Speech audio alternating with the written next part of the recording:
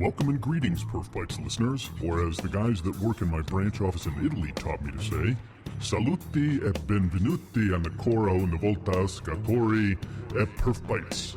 Not bad. Gotta love those little Romance languages. It's your old pal Satan here again, giving a thumbs up to Mark, James, and Howard for doing their best to help everyone understand the pure evil of a failing website infrastructure. You guys are the yin to my yang, and that's saying a lot, considering I'm not really into the whole Chinese metaphysical thing. But Lao Tzu, that was one of the smartest dudes I ever met. Seriously. Anyway, without further delay, it's time for the news of the damned. Can you dig it?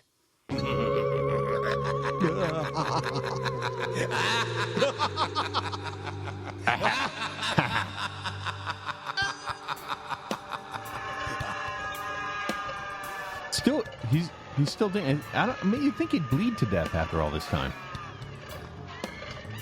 Welcome, everybody, once again, to the first News of the Damned in October. We are nearing the holidays, and the presidential election season is ramping up, isn't it, James? Yes, we can expect in 2016 to see multiple website crashes for election results. Yeah. Hey. Yep. And so we have. I think you said we have one repeat offender on tonight's show. Actually, we have two repeat offenders on this evening's show. One from the UK and one from the US. That's very fair. Yes, we do have a ticketing crash, not from the UK. Well, Wow, what do you know? Yeah, but you know, we do have a UK crash that's non-ticketing based, so you know it kind of balances out. there you go. Excellent. And we have an exploration of human sexuality also crashing websites. Well, that's it. Titillating was the word that came right to mind. Was it a porn site or something? Well, we've covered those before. Yes. Sorry, I'm going to have to bleep that out. Well, that's very exciting, James, and good that we're being egalitarian about all different kinds of people crashing I mean, websites. it's really, it is just amazing the types of things that show up on here. I'm just so glad that we don't have to discuss Joanna Rohrbach. Oh, Joanna. Because I would just lose it. I know. Yeah. Oh, but you know, we didn't have any plane sites, no airliner sites this week. That is true. No airliner sites this week. So we're good in this case. I'm just very depressed about that. So let's get started with the Los Angeles baseball team, the Angels. The Angels? Really? Fan pandemonium! They're the second LA team. The Dodgers are the first team. Oh, yes. I think that may be a true statement, but apparently the Dodgers aren't crashing their website. Well, you know, maybe that's, you know, why they're number two is they keep crashing their website. Well, evidently the Angels are doing pretty well this year. I'm not a big baseball fan, so I don't know exactly how well they're doing, but they're doing well enough that it's become a social event for, you know, Los Angeles residents who are social types that want to sit on the edge of ball game events. You know, that happens out there. Well, there's the water crisis, so they don't have any water to drink, so they go to the ballpark and drink beer. Oh, that could be it as well. Don't you need water to make beer? Not in the state. They buy Coors. Ah, I see. Which is almost like water, but I didn't say that. That's Coors. That's Coors Light. Oh, okay. Yeah, it's light and refreshing after you mow your yard. That's all. That's right. Yes. So they are having a very good season. They're becoming a social draw, and their extra games here at the end of the season, because they've been a good ball team, have gone on sale. And what do you think happens? Kaboom! Boom goes the website. Boom goes the website. Yeah, Yeah. that's the remember the athletic sporting announcer was a boom goes the dynamite. It was everyone's got to saying it, and we probably said it and he copyrighted it or something. So now we can't say it, but so we say boom goes the website. Whoop, whoop, whoop. Boom goes the website. Yep. There you go. Exactly. So the Angels not very angelic in their in Satan's endeavors to take down a website and punish innocent people. Was this Satan 1, Angels 0? Ironically, the Angels are doing a better job than This Satan. is true, but you know, we have kind of a theme running here because you know, Papa, you know, the Pope, you know, the man with the white vestments and the hat fetish And the Pope car. and the Pope car. That's true. He's got a Jeep now. I think it's kind of cool because I used to have a Jeep. But anyway, Do you think Washawn took him off roading in his Jeep, and then the Pope went after? Off-roading. oh, that would have been really funny. Yeah. So anyway, he's in town or he's in the country, and now the Angels have a website crash. Now we cannot directly attribute this to the Pope, even though the Pope has crashed 2 websites by himself. That's right. It is Los Angeles, formerly a mission. He did just canonize become a saint, the person who founded the mission of Los Angeles. Oh, that's right. That's Really? right. Yeah. Yes. This just happened yesterday as a time of the recording of this broadcast. So they can't directly be related, but so we can't really blame the Pope for this or assign him this crash event in his competition with the Lama. But it's a coincidence. An interesting, ironic coincidence. I forgot about the sainthood. That's right. It was in the news. And if you're keeping score, it's Satan 1, the Angels nothing. Oh boy. Oh, that's. Yeah, I believe the Pope might have to get involved in that one. It would be really awkward at the end of the year if he gets a perfy for news and damn shows. It would be funny. Yeah, I don't know how we deliver that to the embassy with a straight face. So now let's head over to our friends in the UK. Across the pond. Shout out to Richard Bishop, who's recovering from all of his foot surgery stuff. Yeah, I saw that. I was quite disturbed. Get well soon, man. I hope it's all working out. Yeah. So a radio show host has come back. Evidently, he's a radio show host of some notoriety in the UK. Chris Moyles. Yes. Radio comeback and rebranded XFM station causes the station's website and the listener app to crash. Now, Mark, we had a discussion on this whole streaming stuff of unicast versus multicast. What do you think happened there? I was actually talking last night about infrastructure testing, and most of the streaming work that you would do for load testing is at lower level infrastructure. Like I don't care what the packets are. A stream is a stream. Yep. So I'm wondering if this was ancillary stuff that took out the app, like app downloads, or they have a hybrid app, and so it's really maybe going back through a CDN or back to origin. Maybe did they try to monetize something here? I can't imagine you would monetize it. Still traditional airwaves, you would be selling advertising and spots and things like we do.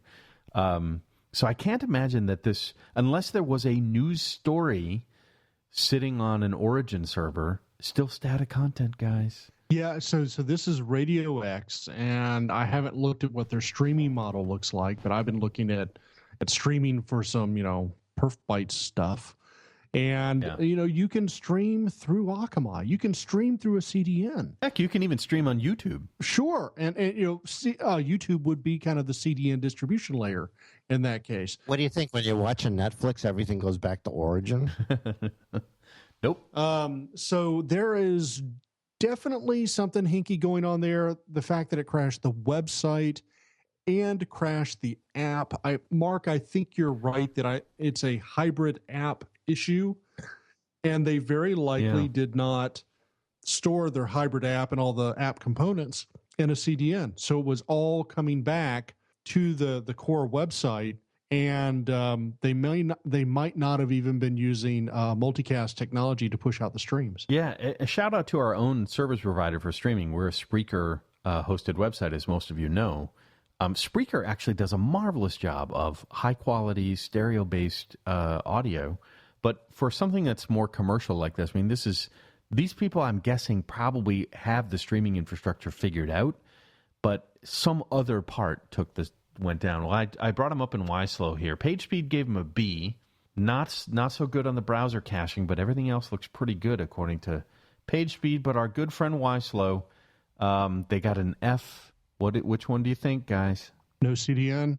Not leveraging CDN? No CDN. Yeah, that's probably what it was. And this is pretty much a binary test when it comes to YSlow.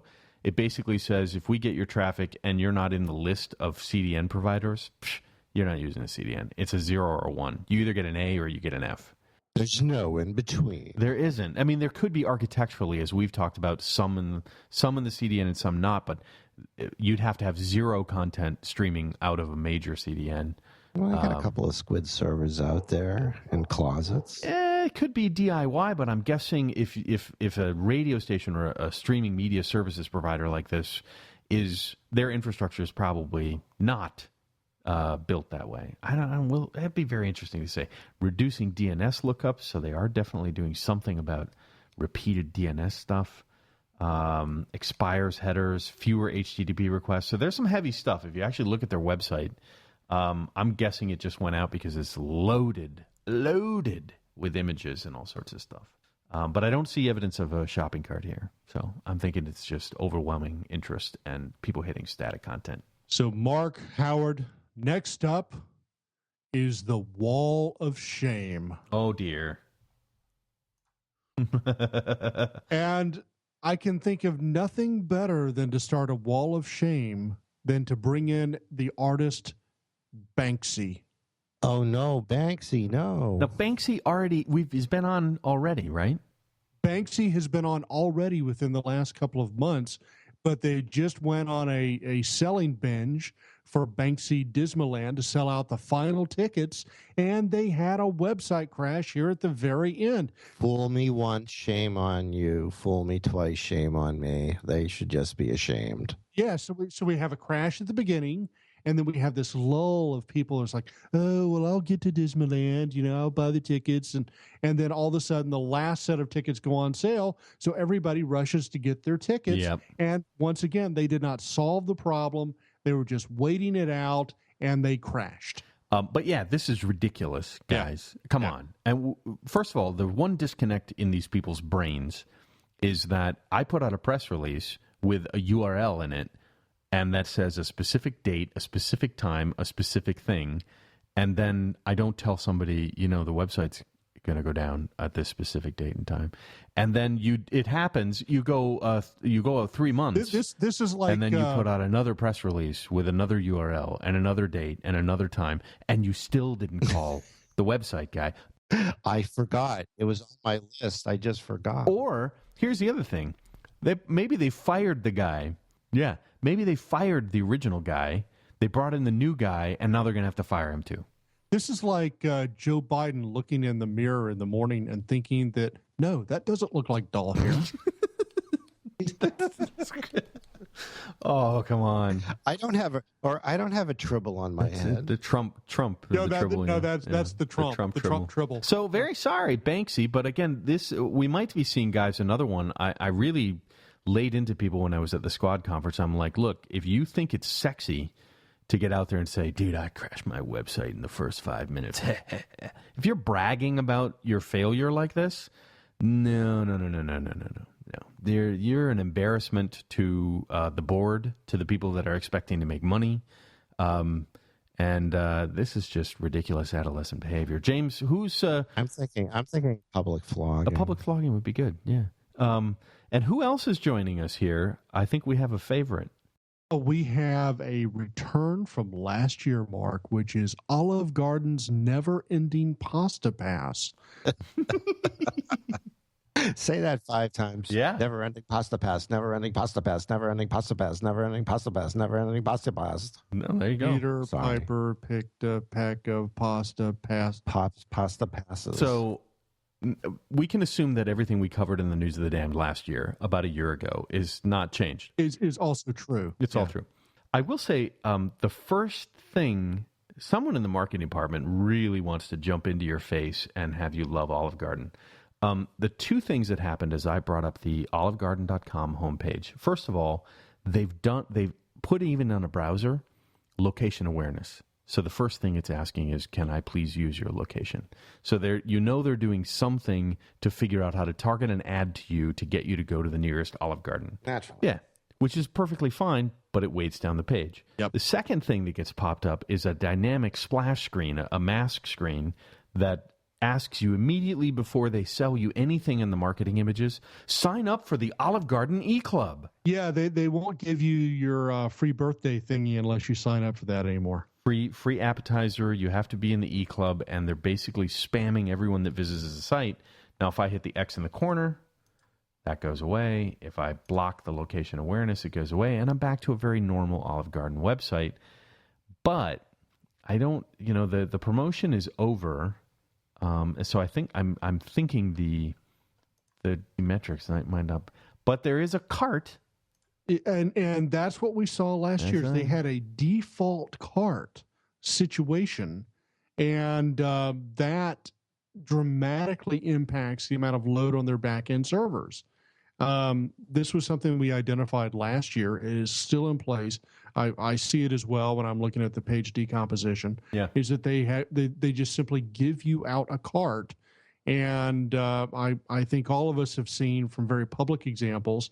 Kanye West, when he took down Nike and then he took down Adidas, right? In both cases, it was because those organizations at that time were handing out default shopping carts, and you had 100,000 people showing up to buy a Kanye West shoe. Yeah, exactly. Mark, did you happen to notice a link on the Olive Garden site for thisiswhyyou'refat.com? I think it's a redirect from freebreadsticks.com. I was kind of hoping to cause a HuffPo effect on thisiswhyyou'refat.com because it is a real website. The most that we know, James, I don't think PerfBytes has ever created a HuffPo effect from ourselves. No, I don't think so. We're not that popular. Come on, we can dream big, guys. We can dream big. I don't think there's a big crossover between our site and the HuffPo people. That's maybe I'm wrong. Yeah. So a little bit about our olivegarden.com here in GTmetrics. Well, someday we need to just go to GTmetrics headquarters and just sleep on the front porch. And we need to have them add in cart analytics as a part of what they do, so they'll get a more robust view. Well, we should actually go out to PageSpeed and YSlow and say, guys, you need to put a cart kind of thing. But they didn't do well even on the things I could see for Olive Garden. On the general website, they got a C and a D. They have, again, images are mismanaged, too large dimensions. They don't specify dimensions. JavaScript issues. Really, it's a marketing free-for-all, and I'm guessing it's just there's no page weight rules and whatever. Now, the total page size is still less than a meg. That's pretty respectable, and it loads pretty quick. Still 90 requests just to load a simple page. And again, why slow? They're not using a CDN. It's no wonder Satan is so aware of that anomaly. You know what I'm saying? And he probably likes that really hot arrabbiata sauce. I bet you he's the one that bought all the never-ending pasta passes. Exactly right. Sorry, Olive Garden, and welcome to the Repeat Offenders Club.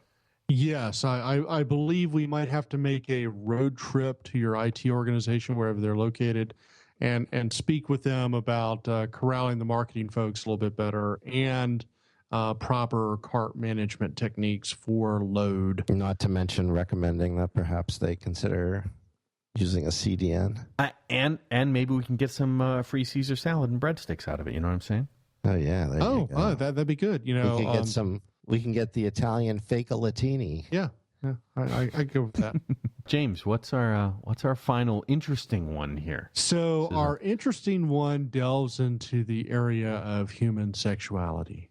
Sure. And Mark, I don't know if you were aware of this, but recently it was Bisexual Visibility Day. Yeah, I saw something like this. It was actually, a lot of people like the sensationalism of outing celebrities, right? Back in my day, it was all the rumors about Elton John or David Bowie and these guys that, went both ways or whatever it was. But it's a little more tolerant, and it's almost like you're a more diverse free thinker or a more creative person, maybe, as a celebrity. I don't know. I seem to recall a comedy sketch from Robin Williams many years ago where he said, fine, tab A slot B, tab B slot B, whatever, doesn't matter. Yeah, but at the same time, we've got everything happening with same-sex marriage and all sorts of stuff. Well, actually, this was in India. Fascinating. Yeah, this was September 23rd. The website Buy Visibility, not BUI, but BIVisibility.com. Right. Their social media website was to get the word out about Buy Visibility Day. And they got enough of the word out that enough people came to their website and crashed it. Do you think it's because people were by and they're looking for information about how to enjoy the day celebrating? Or is it the sensationalism of people who hate, maybe it was a DDoS. Maybe there were some haters going after this. Are we sure the Huffington Post didn't have something to do with this? Because I'm happen to be on the site now, which, by the way, I don't need why slow or anything else to tell me why the site's so damn slow. Really? Because there's more dynamic content here than Carter has pills. It's just brutal. But anyways, bisexual activist A.J. Walkley told Huffington Post. Oh, good call. So there might have been a little bit of a HuffPo effect, and wherever is human sexuality involved, there's always a curiosity aspect to people coming to visit the website. There's a certain anonymity that goes along with being across the internet, for traversing sites as well. Yep. So it makes people maybe more comfortable to go visit a site they wouldn't normally visit if, they were taking their good friend for a walk or something. Yeah. Now, James, is this what I'm bringing up in GT Metrics is the IndianExpress.com site, but that's just the article. That's just the article. So that's where I went with the article. So it's actually Buy Visibility, BIVisibility.com, which is the site that crashed. I wonder if they say anything about the HuffPo on that. I don't know, but I can tell you that it's just the IndianExpress.com site took 23.6 seconds to load. That's because of all the dynamic content. And regardless of me being halfway around the country, wherever this thing is, it's actually GT Metrics in Vancouver, 6.85 megabytes on the page size, 443 requests. And why slow? Just I think they're hosting that in that server farm on the moon. On the moon, bouncing lasers. So Indian Express, we may just add in for the fun as honorable mention in the crisis. But yeah, so it's tough enough in society, whether it's American society or Indian society, wherever you are, to be different, to be bisexual, to not fit into left or right or a binary kind of solution. There should be binary day. Mark, I've always considered myself an octal type of person rather than decimal. There's not a day to support me. Yeah, no. Whatever the hell. You're right up there with Howard and the dodecahedrons. Yeah, exactly. So very sorry to all of the interested parties who are on both sides of the human experience of sexuality. Their website completely took a hit, and I see the story here now. You're right, Howard. That was, maybe there was a little HuffPo effect here. Wow. Yep. Having deja vu all over. A little sensationalism going on. Very sorry, but hey, India Express, just for the fun of it, why don't you experiment with this thing called a content distribution network? You might find, and actually cutting the marketing department down to size to get them under 6 megs. All right, there we are. That wraps News of the Damned right off the bat. And we're going to be doing a lot more News of the Damned as we proceed into our events. We'll give a little thanks to our sponsor, Sosta, again, for their support of News of the Damned and everything we do. And don't forget, we are coming up on holiday readiness time. And for all those who have not listened to the show, we're just chomping at the bit to see.